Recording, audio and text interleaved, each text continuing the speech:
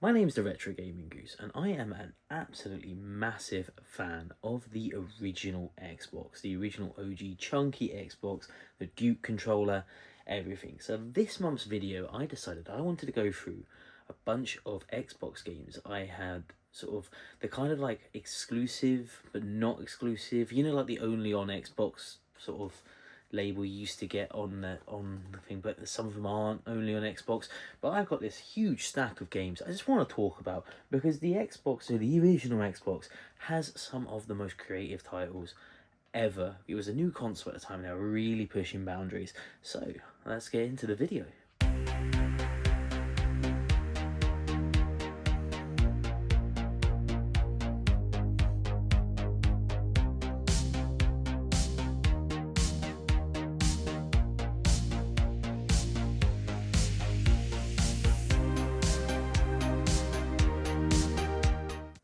So as you can see, I have got a rather large collection of original Xbox games. I think it's probably the console that I have the biggest collection for. Maybe the Switch, well, definitely not the Switch 2. I've not got many Switch 2 games. I've got a nice little stack of Switch 2 that's slowly growing, but it is mainly the original Xbox, then possibly the Xbox 360 that I have the biggest amount of games for. And yeah, so we're going to start off talking about a sort of, I can't even remember if this was a launch title on the Xbox, but it was definitely one of the earlier ones. We're talking about Blinx, the Time Sweeper. This game, now I have a very specific memory of this game. I'll be honest, I did not own this game until fairly recently, probably like the last couple of years. I managed to pick this up but I have a memory of going to, so the area that I grew up in when I was younger in Hertfordshire, and Stevenage, there used to be this Blockbuster, and I remember seeing this game in Blockbuster at the time, and it was on one of them kiosks. You used to be able to, for people that don't know, you used to have like Xbox, GameCube, Dreamcast kiosks with like the controller sort of fused in, so you can see that in a game playing or demos playing. And I remember going to this Blockbuster pretty much like every other Friday, I think it was. This game would always be there. I played the shit out of it for ages. I absolutely loved it. So I picked it up for nostalgia reasons. And we're going to go into it now. So, Blinx the Time Sweeper. This is a 2002 platform game developed by Artoon and published by Microsoft Games for the original Xbox. Weirdly, at the time, it was kind of like marketed as the world's first 4D action game with a focus that the fourth dimension being time. I guess that's just marketing, because there are time mechanics in this game. It is very interesting sort of type of game. You basically play as this anthropomorphic character called Blinx, who's like a cat, and he was definitely like, they were trying to make him the mascot of the Xbox. I do remember that. And he's on a mission to like stop the world from being blown up by time and also rescue a princess, I'm pretty sure. It's very vague and it's quite hard to understand what's going on sometimes, and that is probably my biggest issue with this game, playing it again. Also I should mention, he's outfitted with a vacuum cleaner that controls time, so you can slow time, speed up time. It's basically like a wannabe Prince of Persia game, but it's also set in this sort of fixed camera angle. The tutorials are quite interesting as well. All the footage that you'll see at the moment is just from the start of the game, because I don't really fancy spoiling it for anyone, and it did actually get a sequel in 2002, Blinx 2 Master of Time and Space. I did see that in CEX the other day and didn't pick it up, even though I knew I wanted to talk about this game. Now, one of the things I will say about this game, considering it was a 2002 game, I think the graphics are pretty cool. Like, I do like how this game presents itself and how it looks.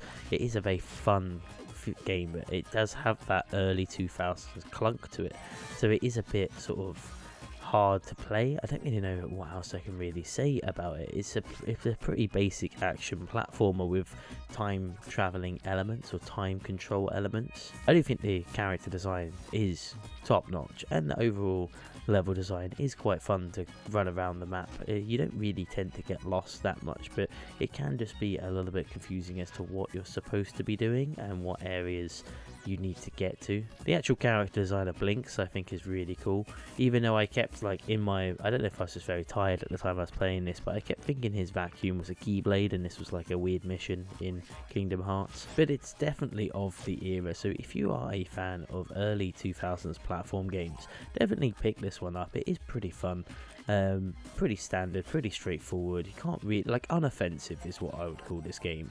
You can't really be mad at it. The difficulty is clearly a mascot game marketed for kids, and I can't really fault it because it's delivering. It's like Ronso, it does exactly what it says on the tin. If you pick up this game expecting it to be something else, then you're going to be disappointed. But if you pick up this game knowing it's a mascot game and knowing it was like kind of a flagship product of the Xbox, then yeah, it is exactly that. There are moments to try some weird sort of control things or some weird gimmicks, but like that's the game. It was early, it was a strange era of gaming, so they were trying new stuff constantly, so I can't again fault it for that. But yeah, overall, let me know if you ever played this game or if you have any memories of this at all. I would be fascinated if there's like a Blinks fandom. Also as well, though, I keep saying Binks when it's Blinks, so I don't know what that's about, but yeah, that's just a game. But if there are fans out there and they do love this game and love this series, let me know in the comments. I would genuinely be very interested to talk to anyone that was a huge Blinks fan and whether or not I should persist through and complete the entire game. But yeah, that's Blinks. It's the first game we're talking about today. This is kind of the format I'm doing of this video. It's going to be a little bit of me introducing the game, talking about a game, and then just a little review of like what I think now playing it these days is like. So yeah, get used to this format because that's what I've gone with. Anyway, time to move on to our next game in the series, or not the series, next game of my Xbox stack.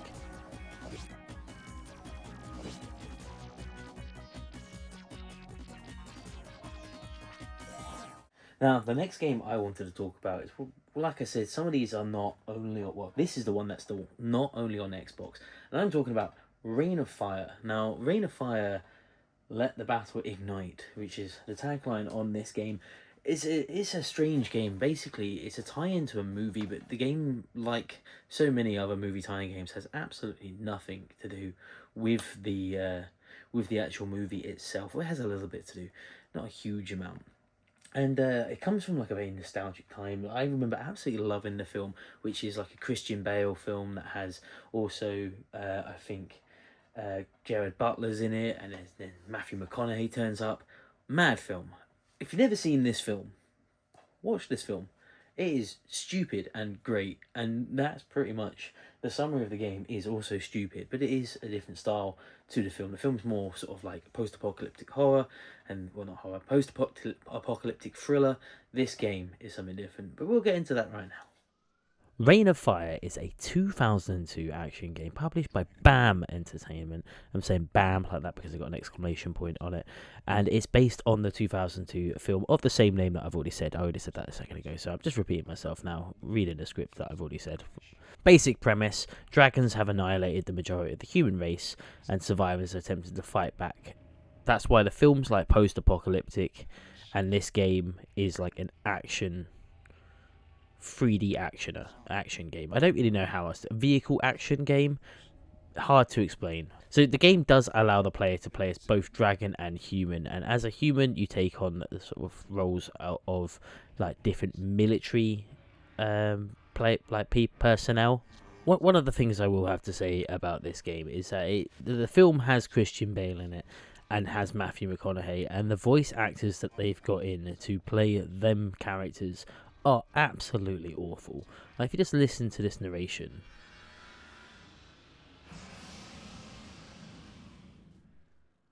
Okay, so the narration stopped, but the general chat in the game is awful. So that's the first thing I would like to cover, is the voice acting in this game is shit. It is bad. Now, the actual gameplay is quite interesting. It is just a car sort of vehicle third person action game, and I can't really say vehicle too much because Even though I don't really have footage of it because I was just capturing this is from the early parts of the game, you do get the opportunity to play as a dragon, which I really wanted to get to, but I just could not persist playing this game any longer. The dragons in this game look pretty awesome though. Like, look at them. There's like unlike, so in the film, this is why it's like loosely based on the film, is because in the film, like, one dragon is pretty much unkillable. It takes a lot of people to kill one dragon, and in this you've got multiple types of dragons. You've also got like heat-seeking rockets. You've got like dragons that are like velociraptors that just run across the floor. I think it tries to explain it as they're like the baby dragons, but still, it's not really like anything like the film. They only just share like a setting and IP, and I'd say that's about it. So as I was saying, the game is divided into two campaigns, human and dragon. The human campaign loosely follows the plot of the film, and I mean it very loosely, with some huge differences. Meanwhile, the other game, the other campaign, sorry, the dragon campaign chronicles like the early years of the human dragon war, so just before the sort of actual like timeline of the movie, and it is all like, I remember playing it as a kid. It is way more fun. I just could not be asked to get to it in this stage, and that sort of kind of tells you what this game is like. It is a bit clunky, a bit formulaic. You have unlimited machine gun ammo, so there is no reason for you not to just be consistently holding down the heavy machine gun, because it still does a fair chunk of damage. Like, it isn't a bad primary weapon to have. You just hold it down and just mow stuff down for ages. Now, the key memory I have of this game growing up is not only was it connected to the movie, that I loved the movie, but it was also connected to, well, I had it as a demo, the demo disc, and unfortunately the demo was just this level of the game that you currently see now, because it is at one of the very early levels of the game, and I just continuously played this over and over again. It was also released not just on the Xbox, but there was also a Game Boy Advance version. I think it was on GameCube and PS2 as well, but I only have had the Xbox and I had the Game Boy Advance version. That Game Boy Advance version is for another video, because I actually quite like that game. Like, I think I played the GBA version way more than I played the Xbox game, but I'm still very nostalgic for this Xbox game, and it has been soured a little bit going back to it now and playing it now with like what I remember. This is one that should be left in the past. Just know it's a good game. Don't look into it. Just assume it's good, and yeah, we'll just go from there. Then again, I could just be wrong. Like, if people are very interested in this game and seeing more of this game, I would be willing to play through like an entire campaign, like playthrough like I've done before for other YouTube videos, if people want that. So if you want that, put that down in the comments that you'd like to see that sort of gameplay video, and I'll do a whole playthrough through it. I feel like one of the biggest troubles with this game is it's just not challenging. It's not very hard. Everything's like kind of given to you. That being the human campaign, is that it just kind of everything's given to you to do, and then that's it.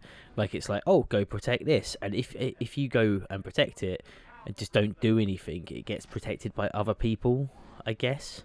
Like, it's quite hard to explain. Like, this bit here, I have to follow this APC to go and restore a generator, and you get there and all you have to do is just keep shooting. Like I said, just hold down the machine gun button and then they do the stuff, so you're kind of just defending them, but that's kind of it. Also, the game has a very annoying bounce sort of collision. Every time you hit something, you bounce back like 10 feet, and it really does start to get annoying after a little bit, like, because the enemy never move. If you drive into an enemy, they don't move at all. They are like rock solid, and you bounce back, and it fucking love it. There's one of the big dragons. They look cool, even though technically they are like wyverns, because anyway, we're not going to debate dragonology on YouTube, because that's just asking for like a lot of discourse. Anyway, that has been me just rambling on about Reign of Fire, the 2002 game on the Xbox. So I fucking love this game, and I also hate it. It's a love-hate relationship. I loved it as a kid, and I'm not a big fan of it now, going back and playing it. Anyway, we're going to be moving on to our next game.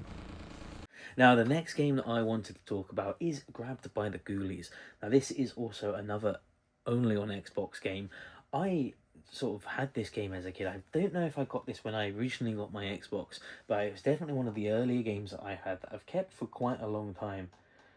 And then I think, no, actually, no, this is one that I lost and rebought back because I can still see some of the CAX sticker on it. But yeah, we're going to get into this game now because this game is developed by Rare, and this was like one of the first sort of like games that I remember Rare putting onto another console. I don't think Microsoft owned Rare at the time.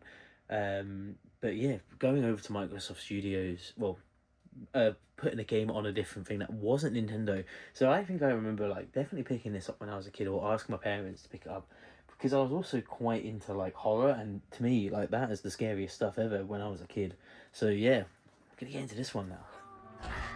So Grabbed by the Ghoulies is an action-adventure game developed by Rare and published by Microsoft Studios exclusively for the Xbox. This game came out in 2003, so it wasn't really a launch title. And it is an interesting game, to say the least. First straight off the bat, the graphics have kind of like, I don't know, I think they've kind of aged, but I think it went for a very specific style. And it is quite like interesting to see now. Like it's like kind of cell shaded, it's kind of not. I just think the animation's a bit too quick. Like it's missing a few frames or something of the actual animation. It's very strange.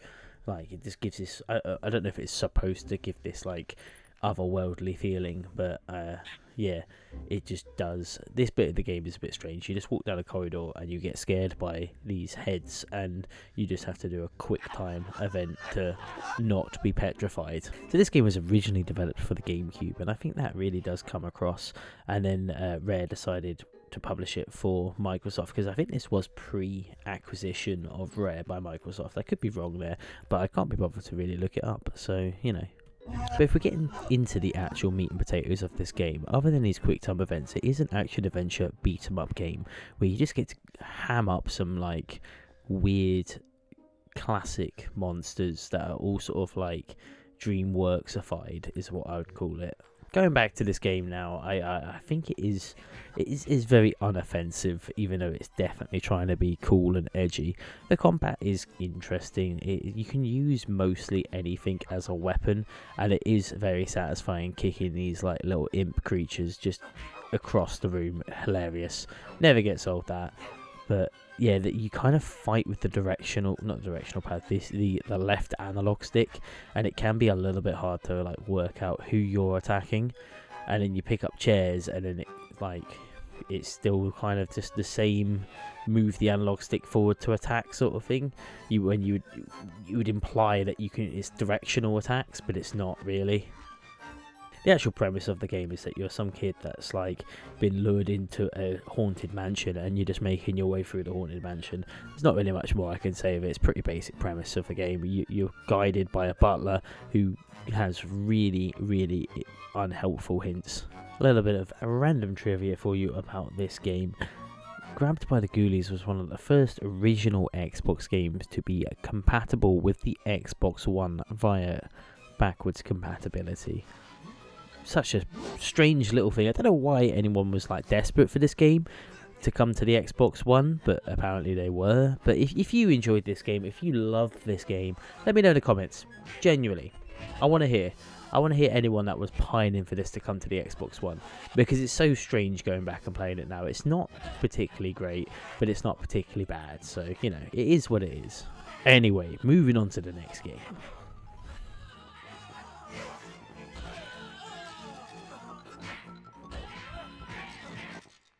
Now, one game I was absolutely obsessed with as a kid, because I absolutely love fighting games. I love Mortal Kombat. That was probably one of my favourite ever fighting games.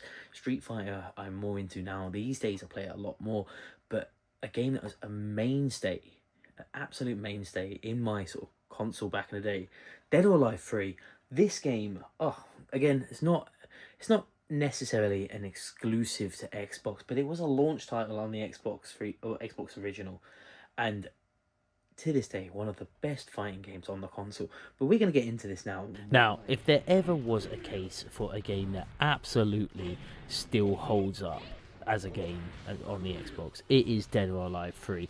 This game looks incredible still. Like, I genuinely think this game looks amazing. Not like, I can't say it looks like a modern game, because modern fighters look completely different. You can't compare this to something like Mortal Kombat 1 or Street Fighter 6, but it still looks fantastic. It's still fast-paced. It's got its own graphical style that still looks incredible.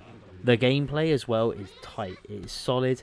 The one weird thing that I have about this game is that it is like one-round fights, which can be a bit jarring to get used to, but they are pretty fast-paced and pretty fucking cool. And it was really nice going back to this game and just instantly remembering how to play every single character, and like the controls work how you would imagine they work. It sounds a bit strange, but when you're playing fighting games, that's a big thing for me to know. Like, what feels right is how the control scheme is. I don't know if it's cheating for the Dead or Alive community for me to say this, but my absolute main character in this was Jan Lee. I am so good with this character. And Hitomi, who was the other one that you just saw playing. I think I probably butchered their names, to be honest. Just watch me get like an absolute perfect score against Kasumi here. I've got this on a normal-ish difficulty, but you know, use your environment. That's the cheat behind this, which is something I thought was awesome back in the day. Is that the environment does affect your fight. Like, look at how this snow just like how it all forms around the fighters and the shapes it makes. It's just amazing for an original Xbox game to be doing this. The other thing that I loved about this game, and particularly Dead or Alive 2 Ultimate when that was ported to the Xbox, is the amount of unlockable content there is in this game is absolutely phenomenal. Like, every single character has multiple costumes, and like I think some arenas you can unlock secret characters. Great stuff for this game. Now obviously Dead or Alive, the fandom has a reputation for being a bit weird because of the jiggle physics in these games, and that is completely valid criticism, because they don't help themselves. They are a bit strange, a bit perverted in that way, especially when, like, around this time when this game came out, they were still on that, oh no, we're just trying to realistic physics or jiggle physics and stuff like that, and then immediately brought out Dead or Alive Extreme Beach Volleyball, and it's like you can't really argue against that, because one hand you're saying no, our fan base isn't perverted, and then you bring out a volleyball game where all of the female characters are in like bikinis and swimwear constantly, and then still with the same jiggle physics and like physics engine of this game. What are you doing, Team Ninja? You, like, honestly, madness what they used to do. I think from that point there is when the fandom just admitted that they were like pervy people. And I've said this in other videos, and I just didn't understand that. Like, I was, especially in Extreme Volleyball, I was just there for volleyball. And again, in this game, I thought all of the male characters were much better fighters and had better movesets. So, you know, maybe I was just perving on men and didn't see the appeal of perving on the women in the game, which is maybe more likely. Anyway, moving on to our next game. But the next game I wanted to talk about was, and now I'm going to absolutely butcher how to say this name, but it's Azuric, Rise of the Ferrer. They're just making stuff up. I don't know how to pronounce these words. Made up words, you can pronounce them however you want. That's my understanding. Now, I am a huge fan of Avatar The Last Airbender, and even as a kid I knew that this was kind of ripping off Avatar The Last Airbender. It's even got the little staff, you can control all the elements. Earth, air, fire, water, all the elements in there. Except for this one, like the other Avatar, blue people. We're going to get into this now, what I think of this now. As a kid, loved it. We'll see. So, Azuric Rise of Pathia came out in, when did it come out? 2001, wow, 2002 as well in Power Regions. But yeah, this game came out relatively early to the Xbox as release into the world, and was called, I remember this being on the back of the box that you got for the Xbox That sounds wild, but like on the box the Xbox came in, this was featured on the back of it, along with like Halo, Project Gotham, and other stuff. And as a kid, I really, really liked this game. I was really into it. The plot is pretty straightforward. You're Azuric, the guardian of the elements, and then there's an evil guy who steals the elements, and you've got to travel around this world collecting these elemental discs to restore the elements. You can control the power of the elements, and you unlock more elements as you go along, I guess. Unlike Avatar The Last Airbender, this one has a fifth element, which is death. Spooky stuff. And obviously the death element, the Guardian of Death, is the one behind everything here, trying to disrupt the whole thing. It's a pretty straightforward game. I don't know what else you want to say from it. You run around the map. It's an action platformer, like everything on the original Xbox is an action platformer, but this time you're blue. And getting into the actual gameplay, I've got to say, I must have had such rose tinted glasses for this game, because playing it now,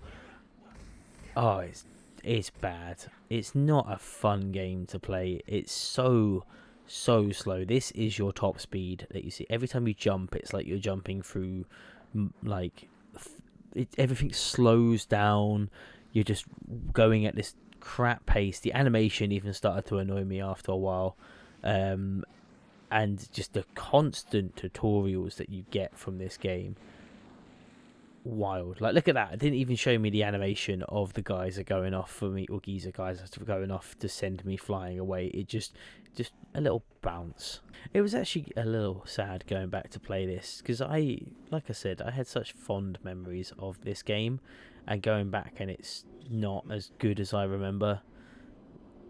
It made me wish that I'd never played it again, gone back to it, because I did like it as a kid, but then you kind of starved for this sort of shit as a kid. It's one of them things that, because there was nothing else around at the time, it's something you just kind of had to play. I don't know. It's all you got back then to play these adventure games. There was no Oblivion. There was Morrowind, but that didn't come to the Xbox for a while.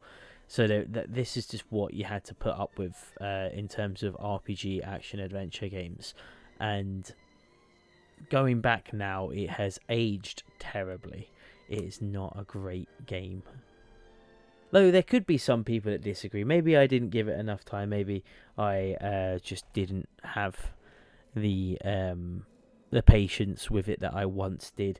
One of the things that I did find quite interesting is that Jeremy Soule composed this the soundtrack to this game, which is the soundtrack is pretty good, and that makes a lot of sense. For people that don't know, Jeremy Soule is the person that also composed all of the Skyrim or the Elder Scrolls games songs, so that's where that comes. So yeah, pretty big composer.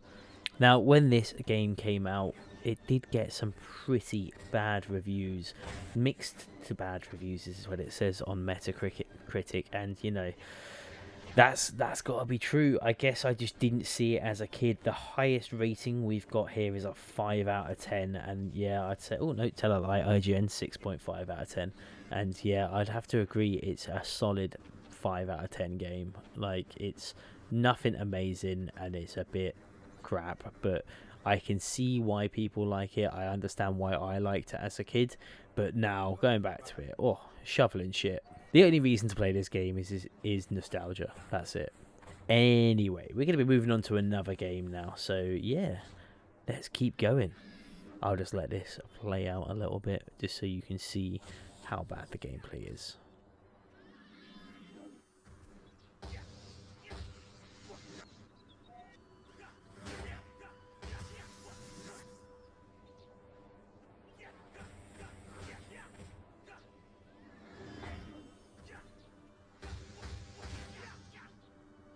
Now, another game. Loved it as a kid. Went back to play it. Now, I remember this game being incredible at the time. The speed you used to get in this game was wild. And then to play it recently, well, we'll go into that as well. But Bloodwake, one of the strangest games. I remember Bloodwake. So, going back to sort of nostalgic chat, back in like the early 2000s when the Xbox was just coming out, there used to be, back in Stevenage as well, a Toys R Us, and I explicitly remember this game being on another kiosk in Toys R Us, and it was like the demo to try and sell the Xbox to everyone. And I played it for far too long, to the point where I didn't actually end up buying it until a couple of years ago, because I, in my head, completed it already, playing all of the... It's not a particularly long game. But yeah, Blood Wake. This game. We're getting to that now. So, Blood Wake came out in 2001. It was one of the launch titles for the original Xbox, only on Xbox, and it was developed by Stormfront Studios and published by Microsoft. And Blood Wake is a naval combat game. It is set sort of Asian themed fictional world. It kind of reminded me of like sort of China, but that might just be me being, I don't know, like it felt like that was the vibe the whole game is going for, but it could just be like the Chinese Sea sort of area of the sort of the world, that the fictional world that it is set in. The game has a huge variety of boats that you can use, everything from the speedboat that you get at the start of the game that is absolutely packed with guns, all the way up to eventually a massive battleship, which is something I don't actually have any footage of, but vaguely remember it in some way. And surprisingly, the game is quite long. The story mode consists of 28 missions, which do have some like length to them. They are all sort of like just go here, shoot the stuff, but no, it's pretty big variety of missions, you know. I'm sorry, I didn't mean to hiccup in the middle of the video, and I cannot be bothered to go back and take that out. The plot is pretty straightforward. You play as Lieutenant Shao Kai, a former naval officer of some place called the Northern League. It doesn't really explain too much of this. You were betrayed, left for dead, and or by his brother, apparently. That didn't come across in the game when I was playing it.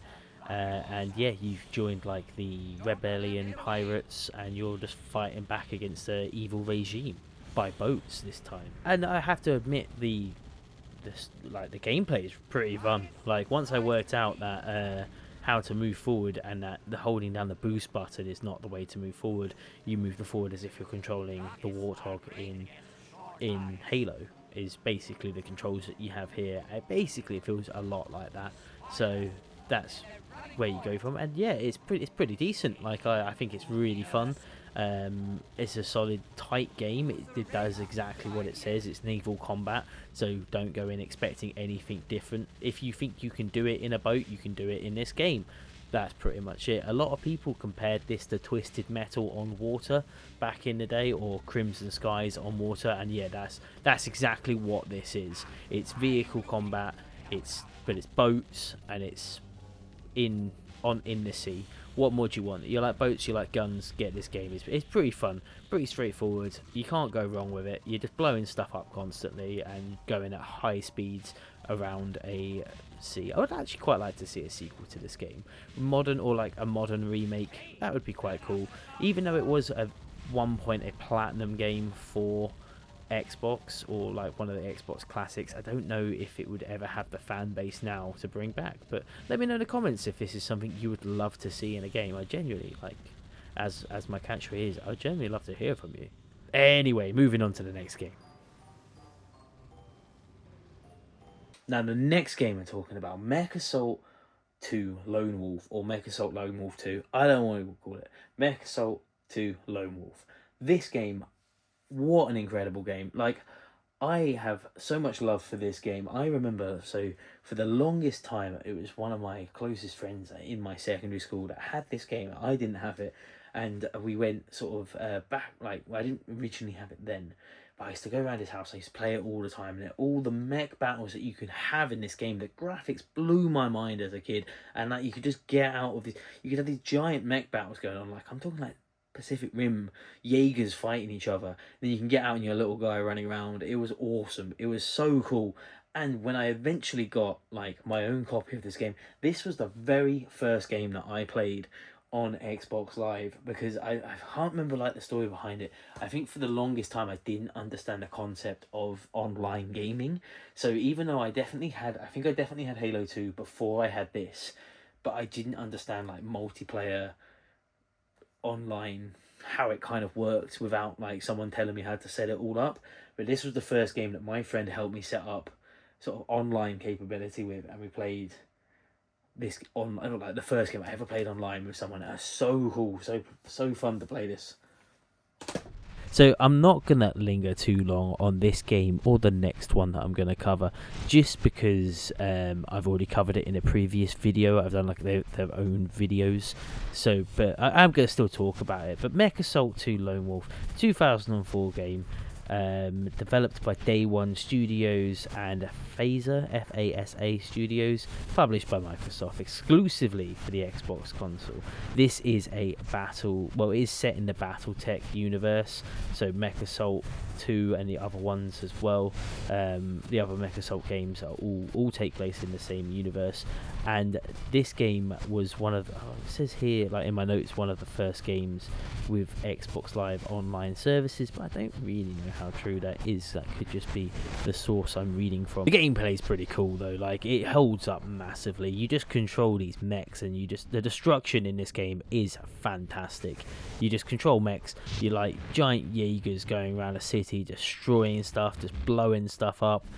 And like one of the things that I really remember, and I still haven't quite got footage for it, is one of the mechs that you can play as in this game is like has like black hole, like singularity creators. Devastating, so cool, just to like obliterate parts of the city. I also like this little sort of like combat suit that you get. The smaller mech makes you a lot quicker, and it makes you able to like hijack other mechs, which is a really cool thing to do. I need to stop saying cool, like it's a bit boring to describe stuff. It's a really fun thing. Basically what happens is when you get close to the other mechs, it sort of switches into like button prompts, like a quick time event. Then you can hijack it and just like, yeah, like this. I always fail the first time before they shake you off, and then I get it the second time. That's just how I do these things. Now, when this game came out, it got pretty good reviews as well. We're talking like 9.25 out of 10. The high end of the 10 out of 10 spectrum we're talking, and completely valid. Still a very fun game to play. I really like the graphics. I think the graphics are really cool. I said it again, the graphics are really just fantastic for an Xbox like original game. They look like an Xbox 360 game, that early Xbox 360 stuff. Admittedly, the draw distance is a bit bad, but you know, just look at the rest of it. Look at the destruction you got going on, the lighting, everything like that. It's just so cool. I really need to stop saying cool. Like, oh, it's driving me mad. This is why I need to write better scripts. The story is pretty straightforward in this game as well. You're playing as a sort of like ex-general, I guess his name is Major Natalia Kenry, I think. No, that's not right. That's just a character in the game. Either way, that's who you're looking for in the game. I did not get that from the story that I played, that I was looking for someone. But yeah, you play as the lone wolf. That's why you can just randomly get out of your mech and stuff like that, run about, which was a cool little feature of the game. Oh, so your character's just called the Mech Warrior in this. Okay, I didn't know that. Honestly, I should probably pay more attention when I'm recording footage for these games as to what's actually going on. Anyway, Mech Assault 2 Lone Wolf. What a fantastic game to play. I fully recommend getting this game nowadays. It still holds up. It's still fun. Everything about this is just hilarious to play. It's got like such style to the game. If you played this game, let me know in the comments as well. I'd love to talk to you about it. As I say pretty much in every segment, if you like this game, comment.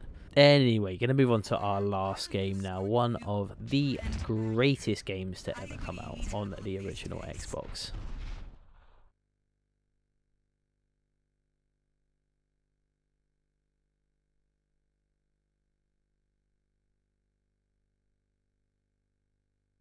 Now, the final game that I'm going to talk about is definitely a game that really needs a sequel, a remaster. It needs something with the franchise. I'm going to just show off Jade Empire. If you don't know what this game is, this is a BioWare game. This game is made by the same people that did Knights of the Old Republic, they did Dragon Age, they did Mass Effect, and it really shows. This shows like a prototype, like the way the game works. It's kind of got like a little bit of Knights of the Old Republic, a little bit of like, that's the sort of style of play, but it's got the action combat of like a Mass Effect game or like the later Dragon Age games. It's one of the most creative like IPs I've ever dealt with or played with. Sorry, I shouldn't say dealt with. I've ever played. It's based in this like Chinese mythology, sort of like to go back to something I spoke about earlier. If you like sort of Avatar: The Last Airbender, that sort of like Chinese fantasy mythos or Asian mythos, Asian fantasy, whatever you want to call it, this is the game for you. This game is phenomenal. It's incredible, and we're going to go into this game. I've covered it before, but we're going to go a little bit in just for this video. Anyway.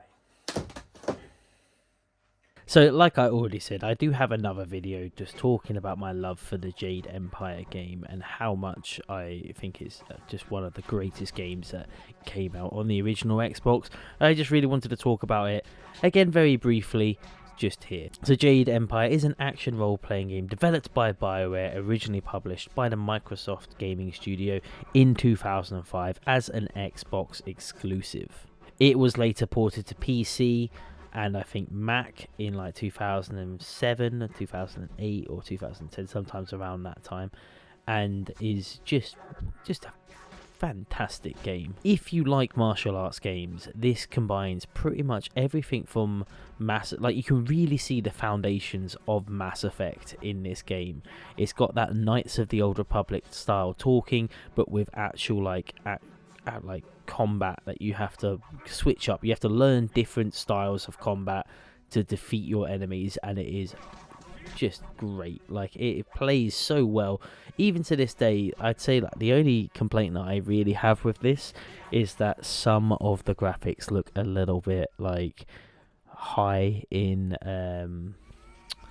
like contrast. It looks a little bit gloomy. I'm gonna try and avoid all spoilers for this game because one day I would like to just play through it for everyone, just so like you've got it, and like I've got a playthrough on my channel of this game and how just awesome it is. It might be something I even stream. I'd love to see a new version of this game come out, like whether they just like reboot the franchise or just anything, but BioWare, they're never going to do that, are they? When this game was released, it scored pretty high on Xbox. We're talking 9 out of 10s pretty much everywhere. 9.9 from IGN. I can't even say any words. I'm getting, but yeah, 9.9 from IGN. That's the level we're talking about of quality in this game. And honestly, the story is phenomenal. I'm going to try not to talk about the story too much, just because it's full of twists and it's just really fun. It's a really great story, probably one of the best BioWare stories out there. You just have to put up with a silent protagonist. If that's not your thing, yeah, I fully get it. But yeah, this is from the very early part of the game. Not really a spoiler, but yeah, it's just great. Really, really, really fun game to play now. And I was really pleased to go back and play this and be like, oh, it's still good. It still works really well. Once you get your head around the combat, fantastic. Like, the combat's not even hard to get your head around. It's just a little bit like, there's a little bit of lag to it. But that is based off the fact that your character's not very skilled at the beginning of the game. What is quite interesting is that in 2007, BioWare did say that the Jade Empire 2 was in development. However, they just didn't ever complete it, and it was eventually just quietly cancelled. Or it could still be going. Not really sure for definite. I've just had a quick look online, and like they've never confirmed it actually cancelled. They just haven't spoken about it since about 2011, which is such a strange thing, because you would think that this franchise would have really popped off. Like like the first game was so good, and then you're waiting for the sequel to come out, and they just never did it. They just never followed up on it, and that's such a wasted potential of a game. So that has been me just talking about some original Xbox games that I absolutely love, and I just wanted to share some love as well with everyone else just about these games and just like my enthusiasm for these games. As you can see, I've got quite a big sort of Xbox collection. So if there's any other games that you want me to talk about here, you can briefly see. There's some games that I would like to do a little bit of a video on, particularly like some of the weird tie-in games that I have. I've got Aragon here, which is one of my favourite franchises, but it's like an interesting game. It's one of my favourite franchises so much that I've actually got a tattoo of Aragon stuff on my arm. And then like there's just so many like strange games. We've got Dead or Alive Extreme Beach Volleyball, the Perth game. It is. There's just so many like interesting Xbox original games, and I'd love to do a sequel video for this if people are interested. So let me know in the comments if this is something that you would like to see. Any of these, I've got loads of random Xbox games, loads of random Xbox 360 games, but I think the original Xbox is a little bit more interesting, so we can talk about that. We've got like Baldur's Gate, Dark Alliance 1 and 2, 13, what a game. There's just so, just looking, Guilty Gear, like, there's just looking at these games makes me nostalgic for the Xbox right now. Urban Chaos, what a game. Project Gotham, incredible racing games. Anyway, my name's been the Retro Gaming Goose. If you have enjoyed this video, please remember to like the video and comment below whatever your favourite original Xbox game is and why it's your favourite game. I'd love to read the comments. I read all the comments because I don't get many comments, so I always reply when I can. Anyway, thank you for watching, and I'll see you in the next video.